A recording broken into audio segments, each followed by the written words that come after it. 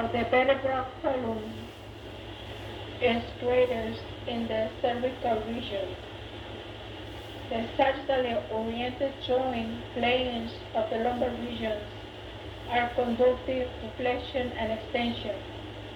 Extension of the vertebral column is most marked in the lumbar region and is usually more extensive than flexion. However, the interlocking articular process here prevents rotation. The lumbar region, like the cervical region, has four discs or are large relative to the size of the vertebral bodies. Lateral bending of the vertebral column is greatest in the cervical and lumbar region. The thoracic region, in contrast, has four discs that are thin relative to the size of the vertebral bodies. Relative stability is also compared on this part of the vertebral column throughout its connection to the sternum by the ribs and costal arteries. The joint planes here lie on an arc that is centered on the vertebral body, permitting rotation in the thoracic region. This rotation of the upper trunk in combination with the notation permitted in the cervical region and that in the atlantoaxial joints enables the torsion of the axial skeleton that occurs as one looks back over the shoulder. However, flexion is almost non-existent in the thoracic region and lateral bending is severely restricted. The vasculature of the vertebral column. A typical vertebra is supplied by branches of segmental vessels such as the lumbar arteries, which are closely associated with the spinal arteries supplying the vertebrae are branches of the vertebra and ascending cervical arteries in the neck, posterior intercostal arteries in the thoracic region, subcostal and lumbar arteries in the abdomen, iliolumbar and lateral and medial sacral arteries in the pelvis. The spinal arteries enter the foramina and divide mostly into terminal radicular arteries distributed to the dorsal and ventral roots of the spinal nerves and their coverings. Some radicular arteries continue as irregularly spaced medullary segmental arteries that anastomose with arteries of the spinal cord. The spinal veins form venous plexuses along the vertebral column, both inside and outside the vertebral canal, the internal vertebral venous plexus and external vertebral venous plexuses, respectively. The large tortuous vertebral veins are in the substance of the vertebral body. They emerge from foramina on the surface of the vertebral bodies, mostly the posterior aspect, and drain into the external and especially the internal vertebral venous plexus. The four veins accompany the spinal nerves throughout the four foramina and receive veins from the spinal cord and vertebral plexus. Muscles of the back. Most body weight is anterior to the vertebral column, especially in obese people. Consequently, the many strong muscles attached to the spinous and transverse processes are necessary to support and move the vertebral column. There are three groups of muscles in the back. The superficial and intermediate groups include extrinsic back muscles that produce and control limb and respiratory movements, respectively. The deep group includes the true or intrinsic back muscles that specifically act on the vertebral column, producing its movements and maintaining posture. The superficial or extrinsic back muscles. The superficial extrinsic back muscles, trapezius, latissimus, dorsi, levator, scapulae, and rhomboids, connect the upper limb to the trunk and controls limb movements. These muscles, although located in the back region, for the most part receive their nerve supply from the ventral rami of cervical nerves and act on the upper limb. The trapezius receives its motor fibers from a cranial nerve, the accessory nerve CN11. The intermediate extrinsic back muscles, serratus posterior, are superficial respiratory muscles and are described with muscles of the thoracic wall. The serratus posterior superior lies deep to the rhomboids, and the serratus posterior inferior lies deep to the latissimus dorsi. Both serratus muscles are innervated by intercostal nerves, the superior by the first four intercostals and the inferior by the last four. The deep or intrinsic back muscles. The deep, which are true or intrinsic back muscles, are innervated by the dorsal rami of spinal nerves and act to maintain postures and control movements of the vertebral column. And these muscles, extending from the pelvis to the skull, are enclosed by fascia that attaches medially to the nuchal ligament. The tips of the spinous process, the supraspinous ligament, and the median crest of the sacrum. The fascia attaches laterally to the cervical and lumbar transverse process and to the angles of the ribs. The thoracic and lumbar parts of the fascia constitute the thoracolumbar fascia, which encloses the deep muscle of the back. It extends laterally from the spinous processes and forms a thin covering from the deep muscle in the thoracic region and a strong thick covering from muscles in the lumbar region. The deep back muscles are grouped according to the relationship to the surface. Superficial layer of intrinsic back muscles. The splenius muscle, right, known as the splenic, thick and flat, lie on the lateral and posterior aspect of the neck, covering the vertical muscle somewhat like a bandage, which explains their name. L. Splenium bandage. The spleen arises from the midline and extends superolaterally to the cervical vertebrae, known as splenius cervicis, and skull, which is known as splenius capitis. The spleen cover and hold the deep neck muscle in position. For more information, right, take a look in your atlas in regards of this muscle.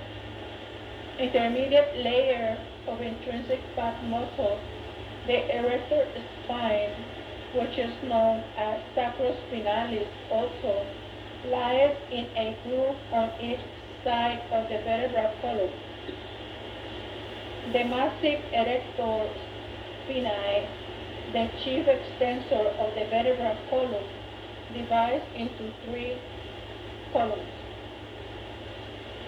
The iliocostalis lateral column, the longissimus intermediate column, the spinalis medial column. Each column is divided regionally into three parts according to its superior attachments, which is the iliocostalis lumborum, iliocostalis thoracis, and the iliocostalis cervicis. The common origin of the three erector spinae column is throughout a broad tendon that attaches inferiorly to the posterior part of the iliac crest. The posterior aspect of the sacrum, the sacroiliac ligament, and the sacral and inferior lumbar spinous processes. The attachment nerve supply and actions of the erector spinae, right? Take a look in your atlas of these muscles, right? Take a look in your atlas, the muscles of the back. Take a look on your atlas, the deep muscles of the back, such as splenius, erector spinae, and transversus spinalis. The deep layer of intrinsic back muscles, the deep to the erector spinae, is an obliquely disposed group of muscles. The transversus spinalis muscle group, which is known as L transversus spinalis, the semispinalis, the multifidus and rotators. These muscles originate from transverse processes of vertebrae and pass to the spinous process of more superior vertebrae. They occupy the gutter between the transverse and the spinous processes, right? The semispinalis is superficial, the multifidus is deeper, the rotators are deepest. The semispinalis is the most superficial of the three layers of the transversus spinalis muscle, and its name indicates the semispinalis arise from approximately half of the vertebral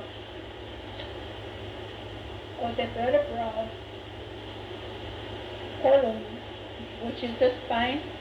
It is divided into three parts according to their superior attachments: the semispinalis capitis, the semispinalis thoracis, semispinalis cervicis. The semispinalis cavity is responsible for the longitudinal bulge in the back of the neck near the median plane. It ascends from the cervical and thoracic transverse processes to the occipital bone. Semispinalis thoracis and cervicis pass superomedially from the transverse process to the thoracic and cervical spinal process of more superior vertebrae. Ossificers consist of short triangular muscular bundles that are thickest in the lumbar region. They arouse caudally to cranially from the posterior aspects of the sacrum, from the aponeurosis of the erector spinae, from the posterior-superior iliac spines, from the sacroiliac ligaments, from the mammillary processes of the lumbar vertebrae, from the transverse processes of thoracic vertebrae, from the articular processes of the inferior four cervical vertebrae. Each muscular bundle passes obliquely, superior and medially, and attaches along the whole length of the spinous processes of the adjacent superior vertebrae. The rotators or rotators muscles best developed in the thoracic region are the deepest of the three layers of transversus spinalis muscles.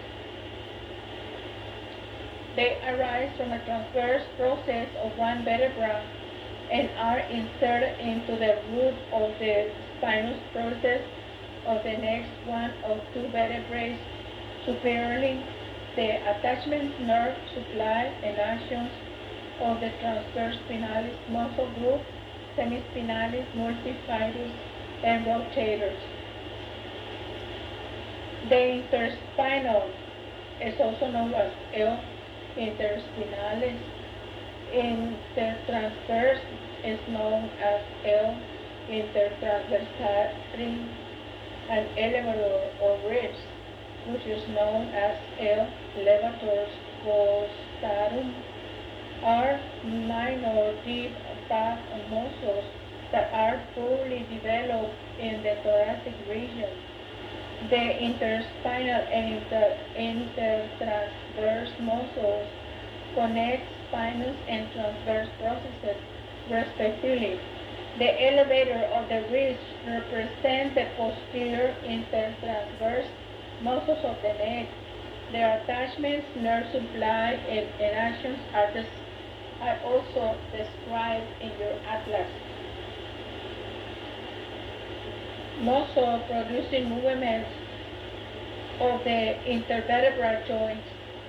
The principal muscles producing movements of the cervical, thoracic, and lumbar joints are visualized right also in this chapter. The back muscles are relatively inactive in the stand-easy position, but they act as lateral stadiers of the vertebral column. Smaller muscles generally have higher densities of muscle spindles,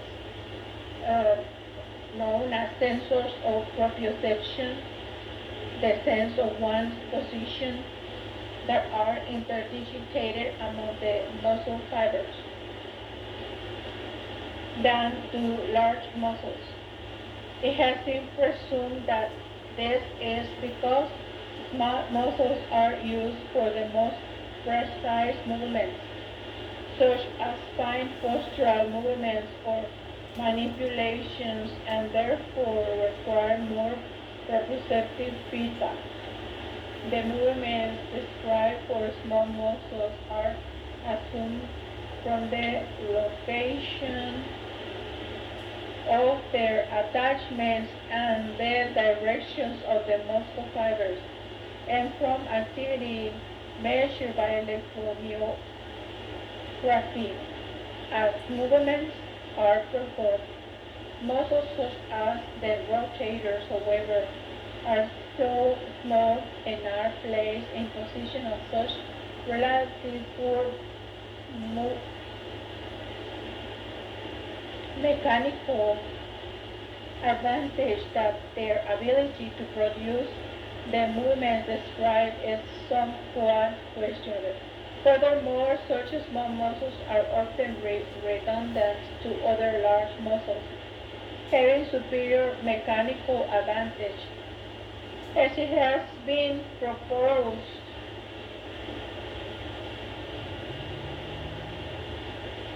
right,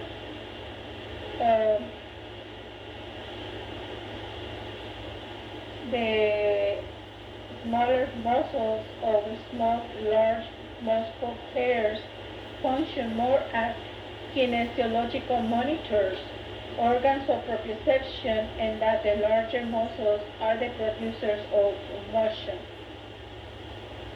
Suboccipital and deep neck muscles. The suboccipital region, the upper back of the neck, is the triangular area inferior to the occipital region of the head, including the posterior aspects of C1 and C2 vertebrae. Suboccipital triangle lies deep to the trapezius and semispinalis capitis muscle. The four small muscles in the suboccipital region, two rectus capitis posterior and two obliquus muscles, are innervated by the dorsal ramus of C1, the suboccipital nerve. These muscles are mainly postural muscles, but actions are typically described for each muscle in terms of producing movement of the head.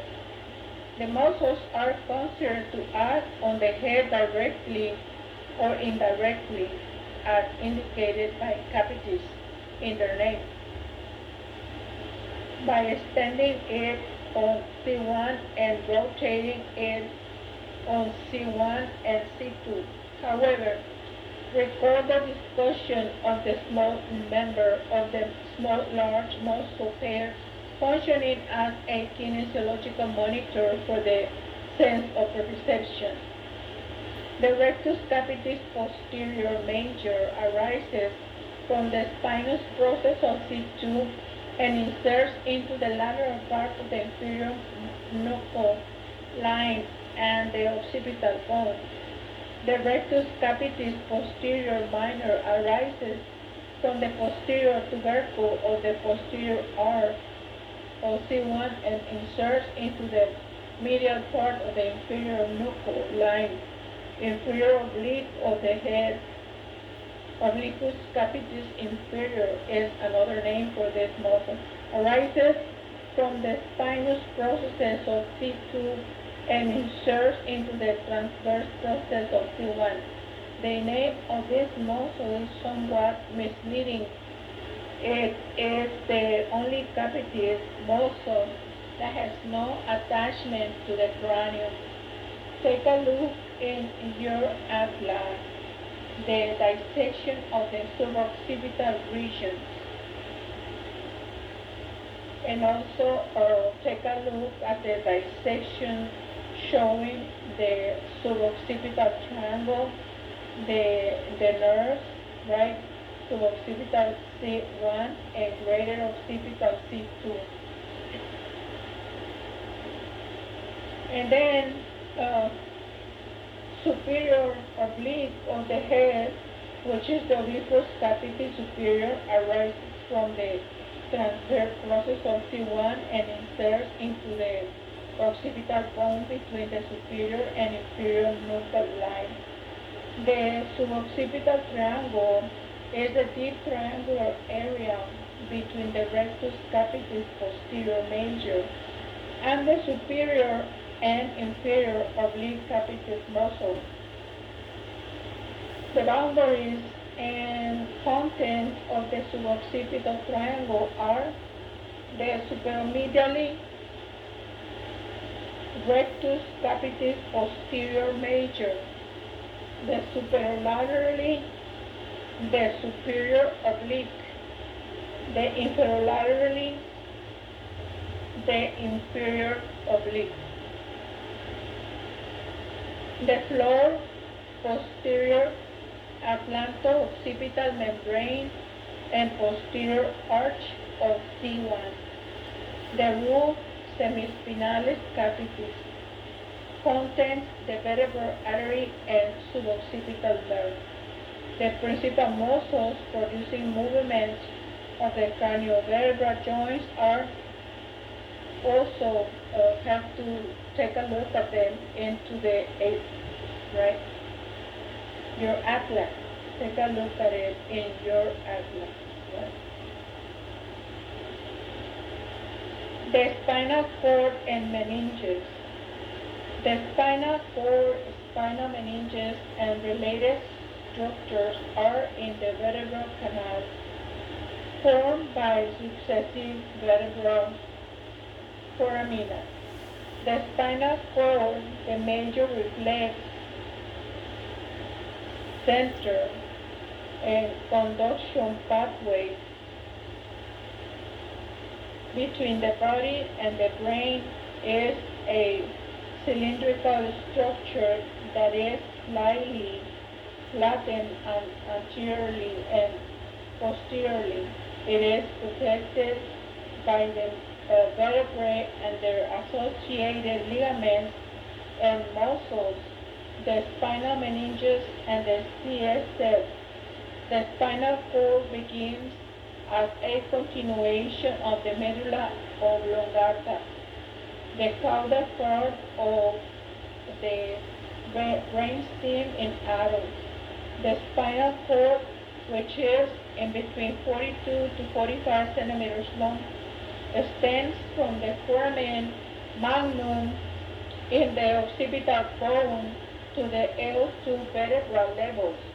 However, it is uh, tapering inferior, and the medullary cone might terminate as high as P12 or as low as L3, though the spinal cord occupies only the superior two-thirds of the vertebral canal. The spinal cord is enlarged into regions for innervation of the limbs. The cervical enlargement extends from C4 through C1 segments of the spinal cord and most of the vertebral ramming of the spinal nerves arising from it from the brachial plexus of nerves that innervate the upper limbs. The lumbosacral enlargement extends from T11 through L1 segments of the spinal cord, and the ventral ramming of the spinal nerves arising from it makes up the lumbar and sacral plexuses of nerves that innervate the lower limbs. The spinal nerve roots arising from the lumbosacral enlargement and the medullary cone form the cauda equina, the bundle of spinal nerve roots running through the lumbar cistern known as subarachnoid leptomeningeal space. The structure of spinal nerves. 31 pairs of spinal nerves are attached to the spinal cord. 8 cervical, 12 thoracic, 5 lumbar, 5 sacral, and 1 coccygeal.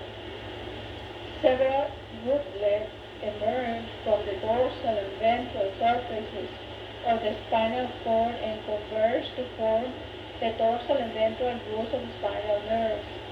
Each spinal nerve contains afferent fibers that convey sensory input from the periphery and efferent fibers arising from the spinal motor neurons. Each level or segment of the spinal cord is specified by the 4 foramina through which the dorsal and ventral roots attached to that segment exist the vertebral canal. The dorsal roots of spinal nerves contain afferent or sensory fibers from skin, from subcutaneous and deep tissues, and often from viscera. The ventral roots of spinal nerves contain afferent or motor fibers to skeletal muscles, and many contain presynaptic autonomic fibers. The cell bodies or somatic axons making up the ventral roots are in the ventral great horns of the spinal cord, whereas the cell bodies of axons making up the dorsal roots are outside the spinal cord in the spinal ganglia, which is known as dorsal root ganglia, at the distal end of the dorsal root. The dorsal and ventral nerve roots unite at their points of exit from the vertebral canal to form a spinal nerve. The first cervical nerves lack dorsal roots, and 50% of people are the coccygeal. Coccygeal nerve might be absent. Right. Each spinal nerve divides almost immediately into a dorsal primary ramus and a ventral primary ramus. The dorsal ramus supply the skin and through muscles of the back. The ventral ramus supply the limbs and the rest of the trunk. And the spinal cord segments lie approximately at the vertebral level of the same number. The spinal nerves pass laterally to exit the corresponding foramen by the end of the embryonic period, such as probably the 8th week. The tail has disappeared and the number of coccygeal vertebrae is reduced from 6 to 4 segments. The spinal cord in the vertebral canal of the coccyx atrophies, right? Uh, During the fetal period, the vertebral column grows faster than the spinal cord. As a result, the cord ascends relatively to the vertebral canal.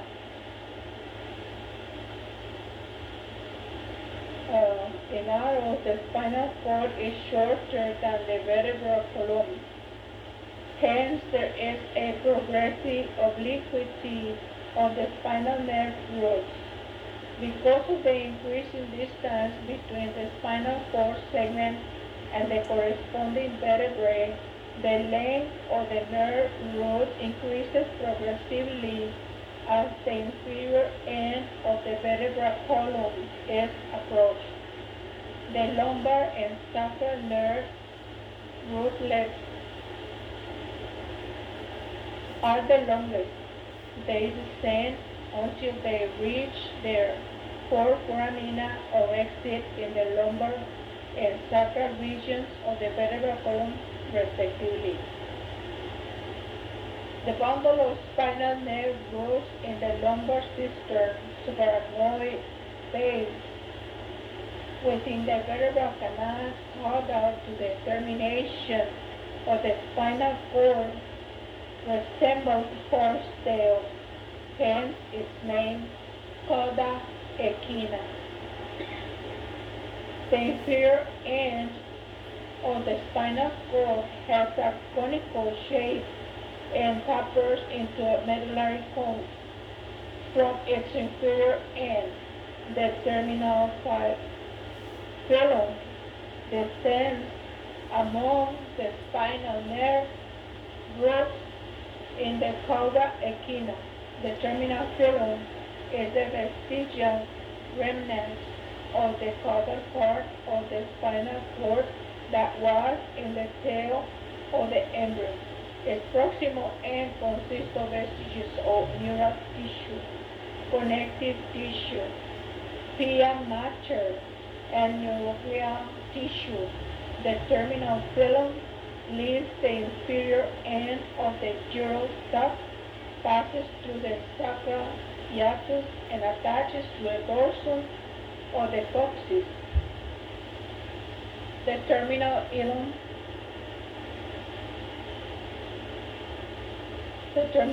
phylum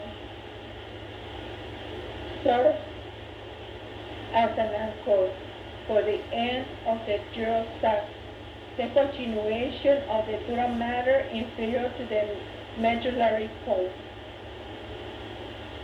The spinal meninges and cerebrospinal fluid, collectively the dura mater, arachnoid mater, and pia mater, surrounding the spinal cord, form the spinal meninges. This membrane and the CSF in the subarachnoid space surrounds, support, and protect the spinal cord and spinal nerve roots, including those in the cauda equina. Dura mater, the spinal dura mater, composed of soft fibers and elastic tissue, is the outermost covering membrane of the spinal cord. The spinal dura is separated from the vertebrae by the extradural or epidural space that contains adipose tissue and venous plexus. The dura forms the dural sac, a long tubular sheath within the vertebral canal. The dural sac adheres to the margin of the foramen magnum of the skull, where it is continuous with the cranial dura mater.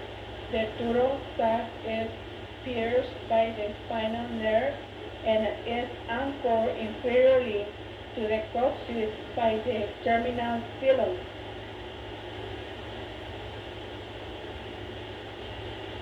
The spinal dura extends into the foraforamina and along the dorsal and ventral nerve roots distal to the spinal ganglia to form dural root leaves. These leaves adhere to the periosteum lining the foraforamina and end by blending with the epineuron of the spinal nerves. The arachnoid matter. The arachnoid matter is a delicate avascular membrane composed of fibrous and elastic tissue that lines the dural substructural roots, leaves, and encloses the CSF-filled subarachnoid space containing the spinal cord. The spinal nerve roots and spinal ganglia. The arachnoid is not attached to the dura, but is held against the inner surface of the dura by the pressure of the CSF in the lumbar spinal puncture. The needle traverses the dura and arachnoid simultaneously. Their position is the dura-arachnoid interface, often erroneously referred to as the subdural space. No such space exists normally. Bleeding into this space creates a subdural hematoma in the pathological space in the cadaver. Because of the absence of CSF, the arachnoid falls away from the inner surface at the dura and lies loosely on the spinal cord. The arachnoid is separated from the pia mater on the surface of the spinal cord